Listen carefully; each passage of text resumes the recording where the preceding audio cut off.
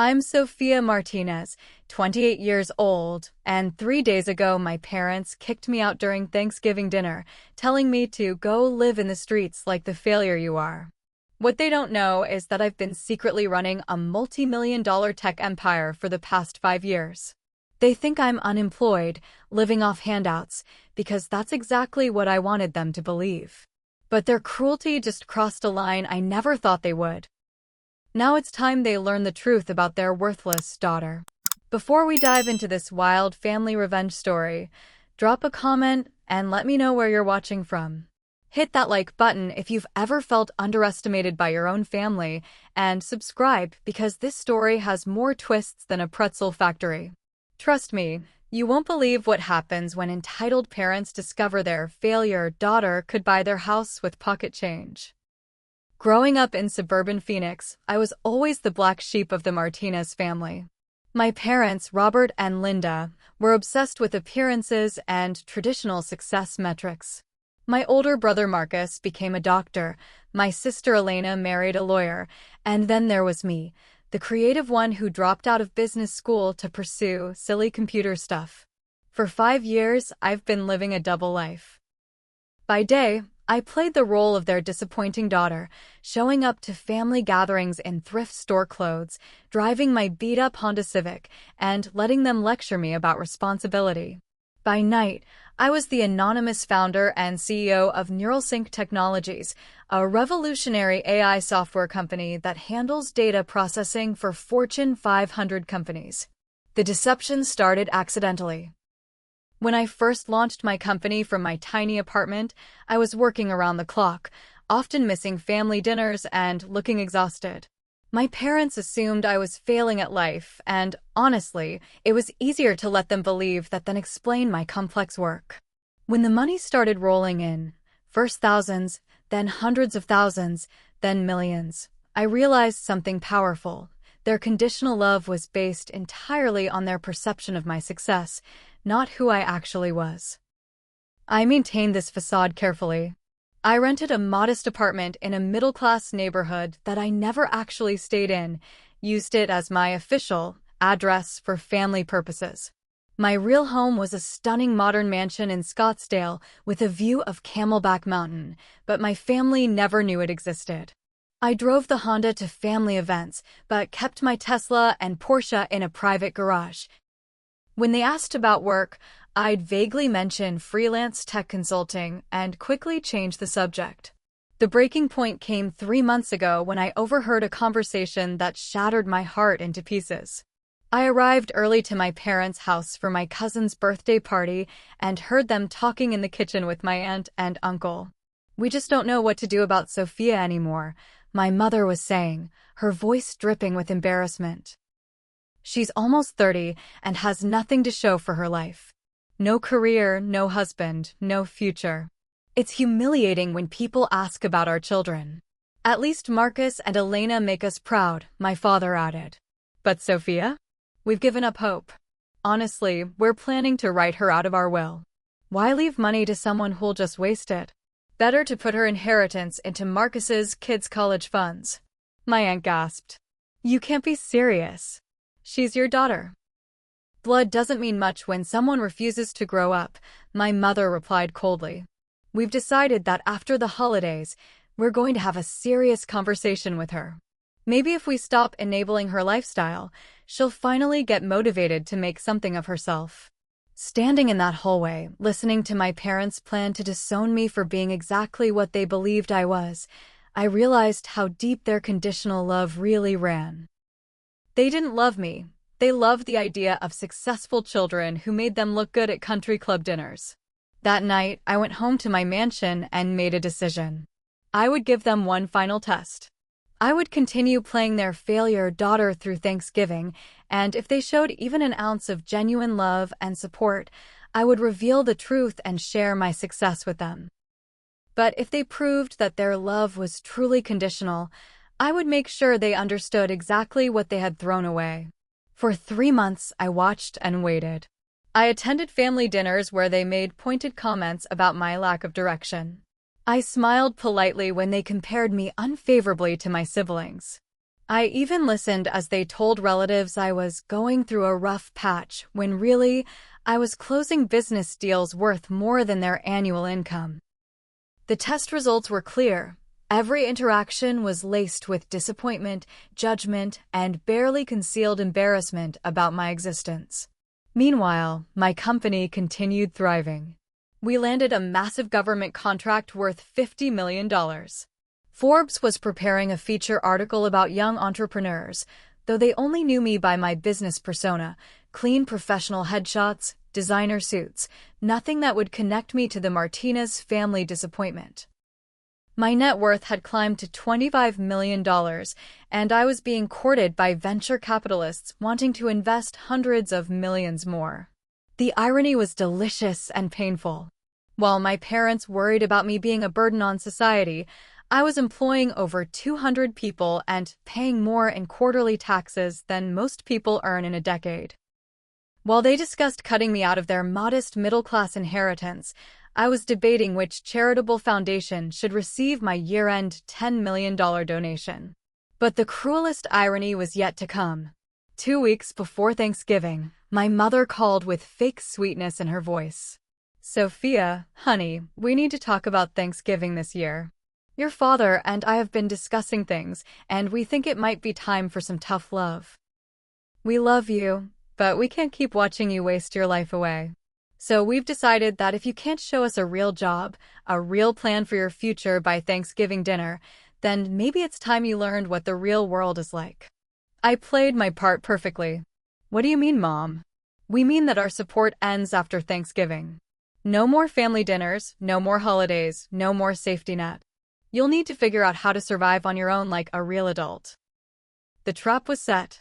They had just given me the perfect opportunity to reveal exactly who they really were and exactly what their unconditional, parental love was actually worth. As I hung up the phone, I wasn't angry anymore. I was coldly, calculatingly determined to give them exactly what they had asked for, a lesson in what the real world actually looks like when you judge people based on appearances instead of character. The 2 weeks leading up to Thanksgiving were a masterclass in strategic planning.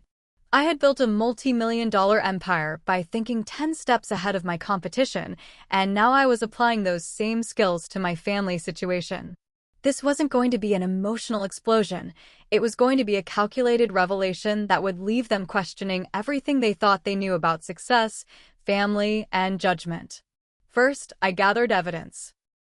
I had my assistant compile a comprehensive portfolio of my achievements, signed contracts worth hundreds of millions, tax documents showing my actual income, business magazine features where I was photographed but not named as part of America's Rising Entrepreneurs Under 30, letters from clients thanking NeuralSync for transforming their operations. I wanted undeniable proof that while they were planning to disown their failure daughter, that same daughter was out earning their wildest dreams. But evidence wasn't enough. I needed witnesses, credible ones who could verify my story and ensure my family couldn't later claim I was lying or exaggerating. I reached out to 3 key people: my attorney, Sarah Kim, who had been handling my business affairs for 3 years, my accountant, David Rodriguez, who managed my complex tax situation, and most importantly, my best friend and business partner, Jessica Chin, who had been urging me for years to tell my family the truth.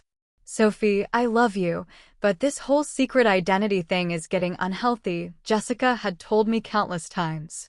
"You're living like Clark Kent, except your superpower is making obscene amounts of money while your family thinks you're a loser. When does this end?"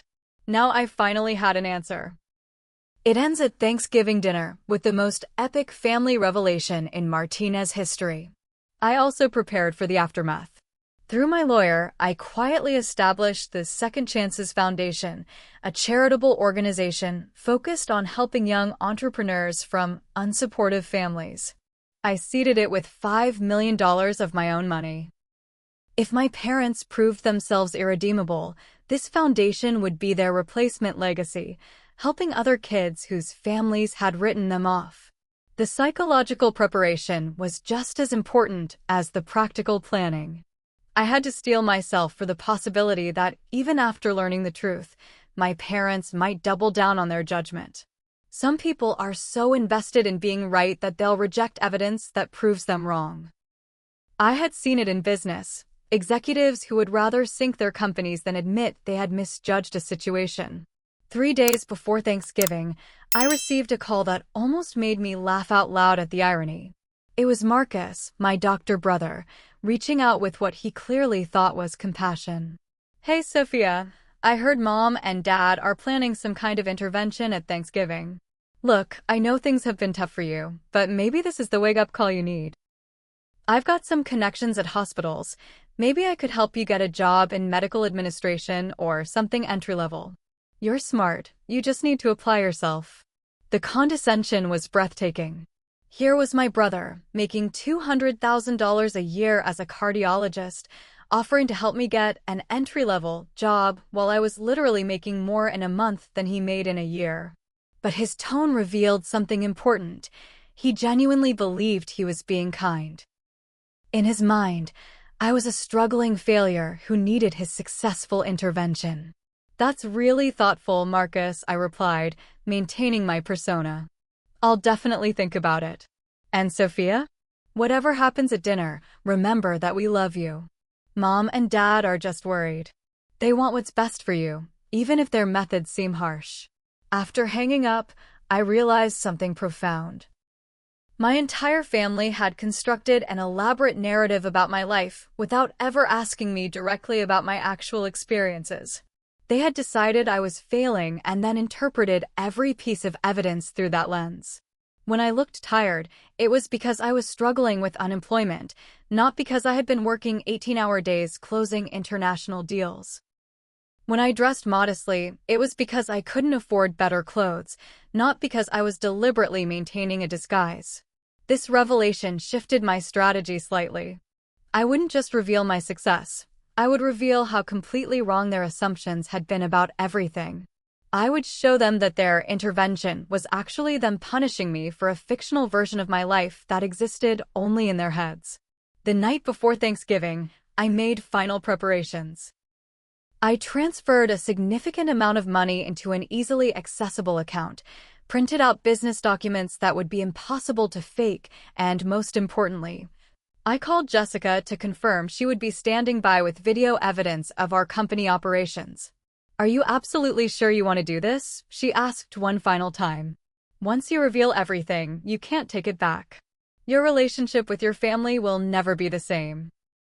"Jess, my relationship with my family is built on a lie. Their lie about who they think I am. If they can't love the real me, then what exactly am I preserving?" I spent Thanksgiving morning in my home office, closing a deal with a tech startup in Singapore worth $3 million. The irony wasn't lost on me. While my family was preparing to lecture me about responsibility and success, I was literally earning more money before noon than most people see in a lifetime. But the most important preparation was emotional. I had to accept that this might destroy my family relationships forever. My parents might never forgive me for deceiving them, even though their conditional love had necessitated that deception in the first place. My siblings might feel betrayed that I hadn't trusted them with the truth, even though they had never shown interest in my actual life beyond their assumptions. As I drove my Honda Civic to my parents' house that afternoon, leaving my real cars in the garage, I felt a strange sense of peace. For 5 years, I had been living 2 lives to protect people who, it turned out, didn't actually love the real me anyway. Today, that exhausting performance would finally end. The truth has a way of clarifying everything, even when it burns. My family was about to learn exactly what their unconditional love was actually worth, and I was about to discover whether blood really is thicker than water, or if respect and genuine affection matter more than DNA. Either way, by the end of this Thanksgiving dinner, everyone would know exactly where they stood. The Martinez family Thanksgiving had always followed the same ritual. We gathered at my parents' suburban home at exactly 2 p.m., said grace over my mother's traditional turkey dinner, and spent the afternoon catching up on everyone's achievements while football played in the background. This year felt different from the moment I walked through the front door. The tension was palpable. My parents exchanged meaningful glances when they saw me, and I caught my mother whispering something to Elena about finally having the conversation we discussed. My siblings seemed uncomfortable, clearly aware that something significant was planned, but not sure exactly what. I played my role perfectly, arriving in my carefully chosen outfit, a slightly worn sweater from Target, jeans with a small hole in the knee, and my beat-up sneakers. I carried a cheap bottle of wine and a store-bought pie, maintaining the image of someone who couldn't afford homemade contributions. "Hi everyone," I said with the slightly defeated energy I had perfected over 5 years. "Thanks for having me." My father barely looked up from his newspaper. "Sophia, glad you could make it. We have some things to discuss later." The first hour proceeded normally, but I could feel the undercurrent of judgment flowing through every conversation. When Marcus talked about his latest surgical success, my parents beamed with pride. When Elena shared news about her husband's promotion to partner at his law firm, they practically glowed. When the conversation turned to me, the energy shifted dramatically. "So, Sophia," my Uncle Tom asked innocently, "how's work going? Still doing that computer stuff?" Before I could answer, my mother jumped in. "Oh, Tom, Sophia's been going through a bit of a rough patch career-wise. She's still figuring things out." The dismissiveness in her tone was stunning. She hadn't asked me about my work in months, but she felt qualified to summarize my professional life to relatives. I watched my teenage cousin Sarah look at me with a mixture of pity and curiosity. Clearly, I had become the family cautionary tale. "Actually," I said carefully, "things have been going really well lately. I've been working on some exciting projects." My father looked up from carving the turkey, his expression skeptical. "Exciting projects? Like what, exactly?" This was the moment I had been preparing for. Instead of revealing everything immediately, I decided to give them one final chance to show genuine interest in my life rather than judgment. "I've been developing artificial intelligence software for data processing. It's pretty technical, but basically, I help large companies optimize their operations using machine learning algorithms." The silence that followed was deafening. My family exchanged glances that clearly said, "Here she goes again with her fantasy tech stories." Marcus cleared his throat diplomatically. "That sounds interesting, Sophie. Are you working for a company, or is this more of a freelance situation?" The way he said freelance situation made it sound like a euphemism for unemployment. I could see my parents growing more uncomfortable, clearly embarrassed that I was exaggerating my work in front of relatives. "I actually run my own company," I continued, watching their faces carefully. "We have about 200 employees now, and we work with some pretty major clients." My mother's laugh was sharp and dismissive. "Sophia, honey, you don't need to impress anyone here. We're family. You can just be honest about your situation." That laugh crystallized everything I needed to know. Even when I told them the literal truth about my success, they rejected it because it didn't fit their narrative about my life. Their minds were so made up about my failure that they interpreted my actual achievements as lies or delusions. "Mom," I said quietly, "I am being honest." "Sweetheart," my father interjected with the patronizing tone he might use with a child, "we know things have been difficult for you. There's no shame in struggling. But making up stories about running a big company isn't helping anyone." The word "making up" hit me like a physical blow. My own father was accusing me of lying about my life's work, my greatest achievement, my actual reality. In that moment, I realized that no amount of gradual revelation would work. They had decided I was delusional, and gentle truth-telling would only reinforce their belief that I was losing touch with reality. It was time to drop the nuclear option. I excused myself to the bathroom and sent a quick text to Jessica. "Execute Plan B. Send everything now." Within minutes, my phone started buzzing with strategic calls and messages that I had prearranged. The first was from my attorney, Sarah Kim, calling about an urgent contract issue that needs immediate attention. I answered the phone in the hallway where my family could hear. "Sarah, I'm at family dinner. Can this wait until tomorrow?" "What do you mean the Singapore deal closed early? They want to accelerate the timeline?" "Okay. Walk me through the revised terms." I spoke loudly enough for my family to hear me discussing contract modifications worth millions of dollars, intellectual property licensing agreements, and international expansion plans. When I hung up, I could see my parents and siblings straining to overhear from the dining room. The second call came from David, my accountant. Sophie, sorry to bother you on Thanksgiving, but I need your approval for the year-end charitable distribution. The Second Chances Foundation paperwork is ready, and the $5 million initial funding transfer needs your signature by Monday to meet the tax deadline. Again, I made sure my family could hear every word about tax implications, charitable foundations, and million-dollar transfers.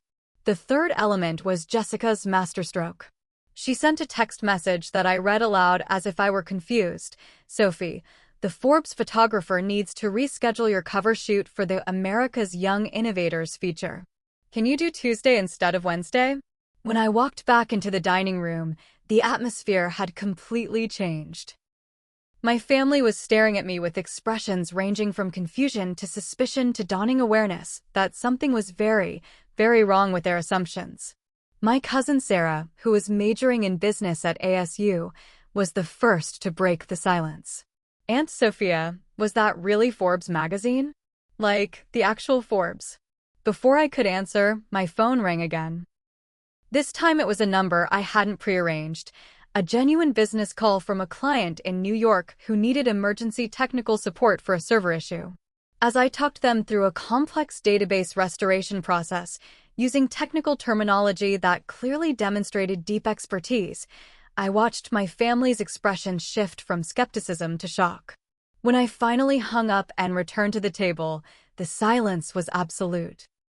My mother's face had gone pale, my father was staring at me as if he'd never seen me before, and my siblings looked completely bewildered. Sophia, Marcus said slowly, what exactly do you do for work? This was the moment I had been building toward for 5 years. The moment when their comfortable assumptions about their failure daughter would collide with the reality of who I actually was. But before I could answer, my father stood up abruptly, his face flushed with anger rather than curiosity. I don't know what kind of game you're playing, he said loudly, but we're not falling for it. Making fake phone calls and pretending to be some big-shot executive isn't going to change the fact that you're nearly 30 with no real job, no husband, and no future. The cruelty in his voice was breathtaking. Even presented with evidence that challenged their assumptions, they chose anger over investigation, judgment over curiosity. You want to know what we really think, my mother added, standing beside my father in united condemnation. We think you've completely lost touch with reality. We think you're living in some fantasy world where you're successful and important instead of facing the truth about your life. My Uncle Tom tried to intervene. Robert, Linda, maybe we should listen to what she's trying to tell us. But my father cut him off. No, Tom. We've been enabling this behavior for too long. It's time for tough love. That phrase, tough love, was the final straw. They were about to show me exactly what their version of love looked like when they believed I was failing. Now I was going to show them what their love was actually worth. Stay tuned because what happens next will completely shatter everything this family thought they knew about success, failure, and the daughter they were about to disown. My father's words hung in the air like a toxic cloud. Tough love. The phrase that was about to become the most expensive 2 words he'd ever spoken. I stood up slowly, pulled out my phone, and opened my banking app.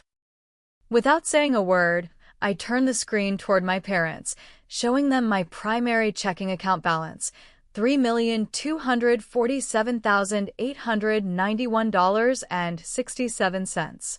Then I swiped to my savings account, $12,458,332.21.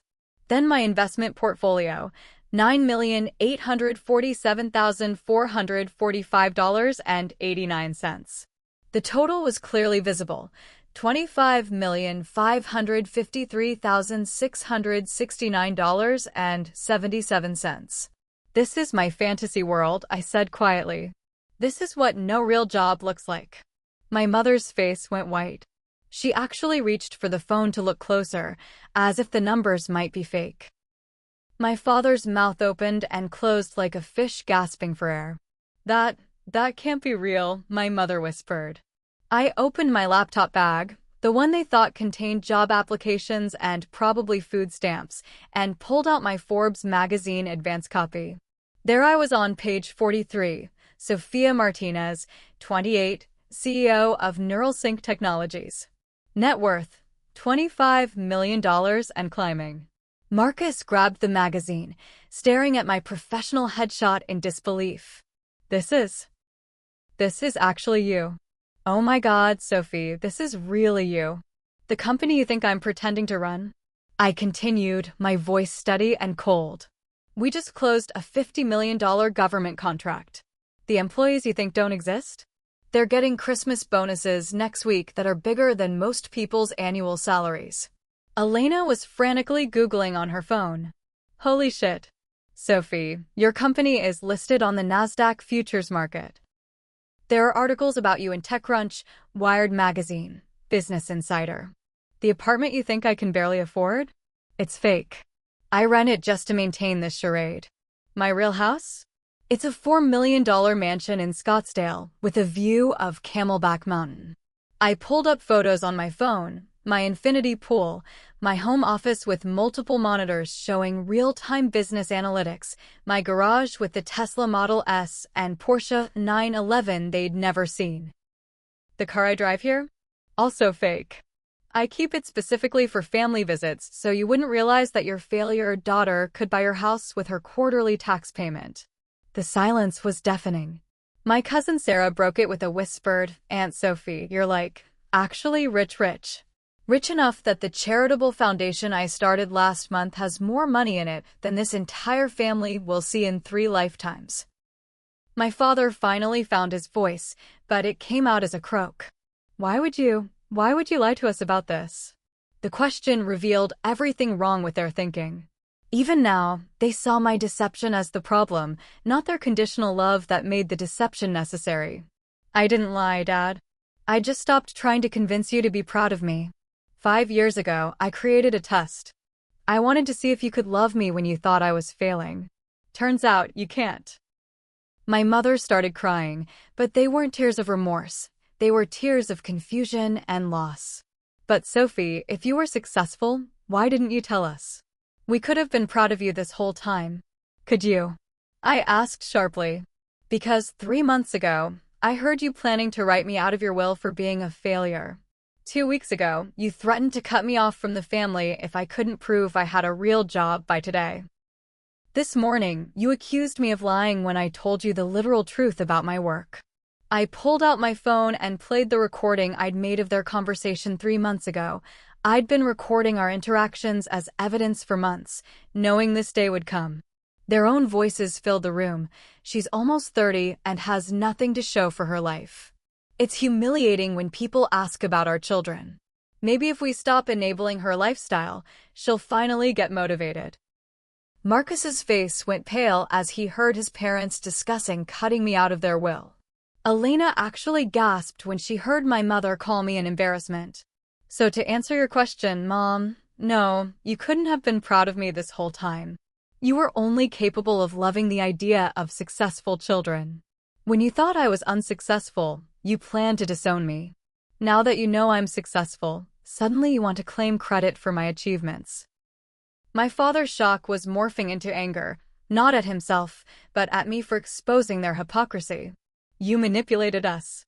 You made us look like fools. I gave you exactly what you gave me, conditional relationship based on false assumptions. The only difference is that my assumptions were deliberate, and yours were just lazy prejudice. Jessica chose that moment to arrive, as we'd planned. She walked in carrying a bottle of champagne and a folder of documents. Sorry I'm late. I brought the contracts for Monday's board meeting and, oh. She stopped, taking in the stunned faces around the table. Did I miss the big revelation? Jessica, I said calmly, meet my family. Family, meet Jessica Chin, my business partner and best friend. She's been begging me for years to tell you the truth about who I really am. Jessica smiled politely, but her eyes were cold as she looked at my parents. So you're the people who raised the most brilliant entrepreneur I know and somehow convinced her she wasn't good enough for your love. Interesting parenting strategy. The documents Jessica carried included our business partnership agreement, showing her as co-founder and me as majority shareholder of a company worth over $100 million. She also had the charity paperwork, proving I donated more money in the past month than my parents had earned in their entire careers. The beautiful irony, Jessica continued, is that while you were planning to teach Sophie about the real world, she was employing half the people in your neighborhood and paying more in taxes than your entire block combined. My Uncle Tom finally spoke up. Robert, Linda, maybe you should listen to what Sophie is trying to tell you about how your treatment affected her. But my parents weren't interested in listening. They were still processing the magnitude of their mistake, and their defense mechanism was kicking in. Well, my mother said with forced brightness, "This is wonderful news. Our daughter is successful. We always knew you had potential, sweetheart." The gaslighting was immediate and shameless. They were already rewriting history to make themselves the supportive parents they'd never actually been. "No," I said firmly. "You don't get to do that. You don't get to pretend you always believed in me. You literally just threatened to disown me for being exactly who you thought I was." The room fell silent again as the full weight of their hypocrisy settled over everyone. My parents had just learned that their tough love had been directed at a daughter who was more successful than their wildest dreams, and their reaction revealed everything about what their love was actually worth.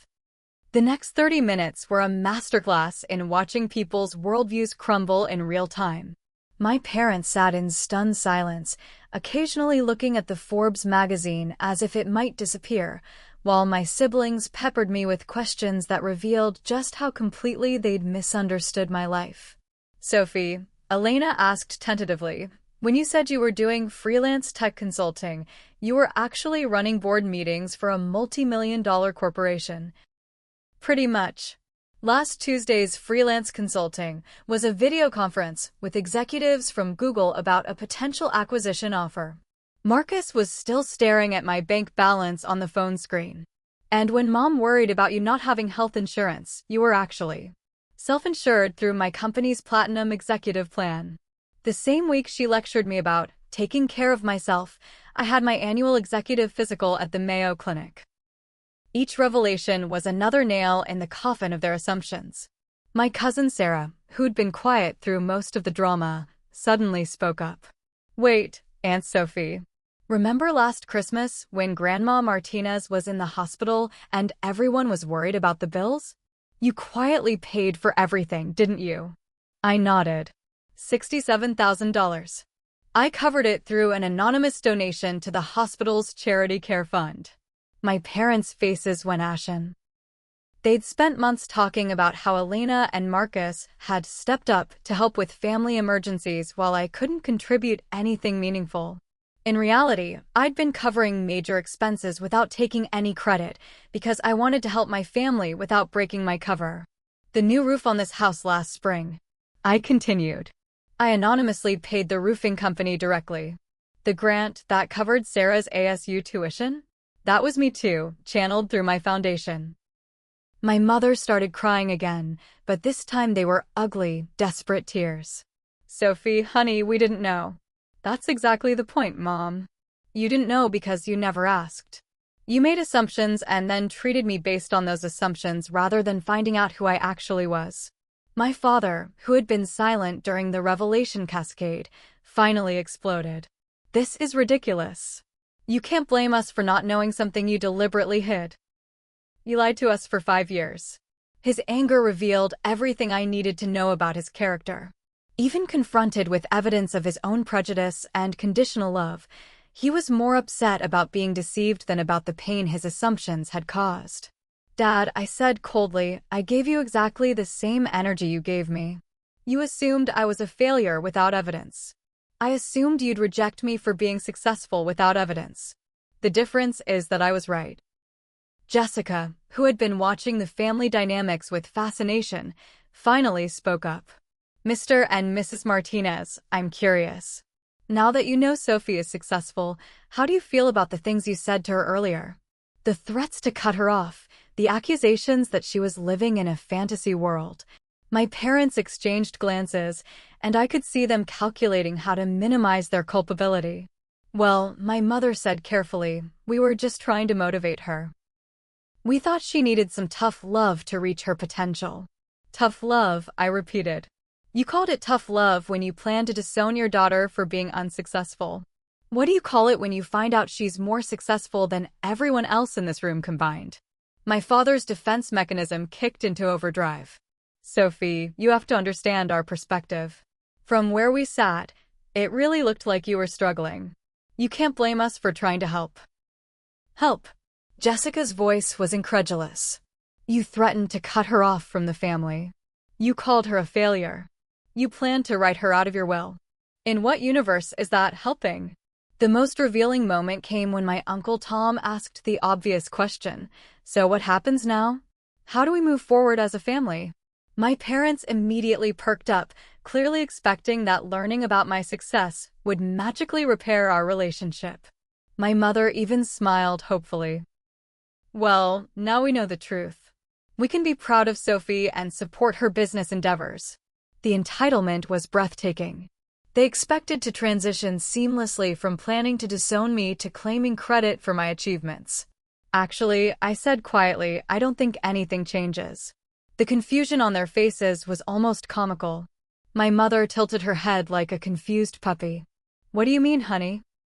I mean that learning about my success doesn't change what you revealed about your character today. You showed me that your love is conditional on your perception of my success. You showed me that you're capable of cruelty towards someone you think is failing. Those revelations about who you are as people don't disappear just because you learned new information about my bank account. Marcus tried to mediate. Sophie, I think what Mom and Dad are saying is that they made mistakes based on incomplete information. Now that they know the truth, can't we start fresh? Start fresh. I laughed bitterly. Marcus, they didn't make a mistake about my income level. They made a fundamental error about what unconditional love means. They proved that their affection is based on achievements rather than relationship. Why would I want to rebuild a connection with people who will only love me as long as I meet their standards for success? Jessica pulled out her phone and showed everyone a photo from my company's last Christmas party. This is Sophie giving out employee bonuses last year. Every single person in this photo makes at least 6 figures because Sophie believes in sharing success with the people who help create it. She's incredibly generous with people who earn her trust and respect. The implication was clear. My family had done nothing to earn either. Elena made one last attempt at salvage. Sophie, we're your family. We love you. Can't we work through this? Elena, I replied sadly, 30 minutes ago, you believed I was unemployed and thought that was perfectly acceptable. You watched our parents plan to disown me and said nothing. You listened to them call me an embarrassment and didn't object. That's who you really are when you think there are no consequences. The room fell silent as everyone absorbed the truth I'd just laid out. My success hadn't changed their character, it had simply revealed it. My parents' conditional love, my siblings' passive acceptance of cruelty, their collective willingness to judge rather than understand, none of that was about my income level. It was about their values, their integrity, their capacity for genuine relationship. And those things I was learning couldn't be bought at any price. I stood up from the Thanksgiving table, gathering my things with the calm precision I'd learned from years of closing difficult business deals. My family watched in stunned silence as I packed away the evidence of their massive miscalculation. Sophie, wait, my mother pleaded, reaching for my arm. You can't just leave. We're your family. We need to talk about this. I paused, looking around the table at these people who shared my DNA but had never really known my heart. Mom, we just had the most honest conversation we've ever had in our lives. You showed me exactly who you are when you think someone is failing, and I showed you exactly what your assumptions were worth. What more is there to discuss? My father made one final attempt at control. Young lady, you can't just walk away from your family because we hurt your feelings. Families work through their problems. The patronizing tone, "young lady," as if I were still a child he could discipline, crystallized everything wrong with their perspective. Dad, this isn't about hurt feelings. This is about fundamental incompatibility of values. You believe love should be earned through achievement. I believe love should be given freely to people who treat each other with respect and kindness. Jessica stood beside me, a living example of chosen family. The beautiful thing about Sophie is that she's incredibly loyal to people who show her genuine care. She's been supporting this family financially for years while you treated her like a disappointment. That tells you everything you need to know about her character versus yours. My cousin Sarah surprised everyone by speaking up. "Aunt Sophie, I just want you to know that some of us never believed you were a failure. I always thought you were cool and smart, even when the adults were being jerky about your life choices." That comment from a 19-year-old showed more emotional intelligence than anything my parents had demonstrated all day. I pulled out my checkbook and wrote a check for $50,000, placing it on the table in front of my parents. "This should cover any money you spent on me over the years that you now regret. Consider it payment for the valuable lesson you taught me about conditional love." My mother stared at the check in horror. "Sophie, we don't want your money." "Sure you do. Money is how you measure worth, right? It's why you were embarrassed by me when you thought I didn't have any, and why you suddenly want a relationship now that you know I do. So here's some money. Maybe it'll help you feel better about having wasted 28 years failing to know your own daughter." I headed toward the door, but my father's voice stopped me one last time. "So that's it? You're just going to throw away your family over a misunderstanding?" I turned back, and for the first time all day, I smiled genuinely. "Dad, I'm not throwing away my family. I'm choosing my family. There's a difference." Jessica and I walked to the door together, but before leaving, I addressed the room one final time. For anyone interested in maintaining a real relationship, not based on money, not based on achievements, not based on meeting arbitrary standards, you know where to find me. But understand that moving forward, I only invest my time and energy in people who can love me when they think I'm failing, not just when they discover I'm succeeding. As we drove away in my Honda Civic, which I would be donating to charity the next day, along with my fake apartment lease, Jessica asked the question I'd been dreading. "How do you feel? Are you okay?" I was quiet for several minutes, processing the emotional earthquake I'd just experienced. "I feel free. For 5 years, I've been carrying this secret, trying to protect people who didn't deserve protection. I've been managing their emotions while they trampled on mine. Today, I finally stopped." 3 months later, the aftermath had settled into a new normal. My parents made several attempts to reconnect, but each conversation revealed they still didn't understand what they'd done wrong. They kept framing it as a misunderstanding rather than a fundamental failure of character. Marcus and Elena both reached out individually. Marcus actually apologized and admitted he'd been so focused on his own success that he'd never bothered to really check in on my life. We were slowly rebuilding a relationship based on honesty rather than assumption. Elena was taking longer to come around, still somewhat bitter that I'd lied to the family, but she was making an effort. My cousin Sarah became one of my closest allies. She was majoring in business and genuinely curious about entrepreneurship, so I started mentoring her. She also became the family truth teller, calling out relatives when they made judgmental assumptions about others. "Remember what happened with Aunt Sophie" became her standard response to family gossip. The most unexpected development came from my Uncle Tom. He called me 2 weeks after Thanksgiving to apologize for not speaking up more forcefully during the confrontation. "I was a coward," he said simply.